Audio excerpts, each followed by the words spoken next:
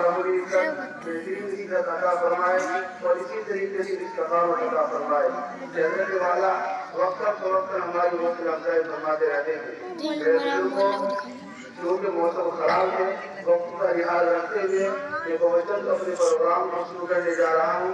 جیسا کہ ہمارے اکابر و اسلاف کا دستور رہا ہے کہ جب بھی کسی پروگرام کا آغاز کیا جاتا تھا یا کسی مجلس کا انعقاد ہوتا ہے تو ہمارے اخلاق اور ہمارے اکابر کا دستور رہا ہے کہ سب سے پہلے تلاوت کلام اللہ سے اس محفل کا آغاز کیا جاتا ہے۔ تو میں بھی انہی کے نقش قدم پر چلتے ہوئے اپنے علماء کے طرز عمل کو اپناتے ہوئے اسی مجلس کا جو افتتاح کرنے جا رہا ہوں، اس مجلس کا آغاز ہو رہا ہے وہ قرآن کریم کی تلاوت سے ہوگا۔ تو اس لیے میں قرآن کریم کی تلاوت کے لیے کسی جامعہ کے طالب علم عزیز محمد جنید صلی اللہ علیہ وسلم ان کو مدعو کر رہا ہوں کہ وہ آئے اور تلاوت کلام اللہ سے اس محفل کا آغاز فرمائے۔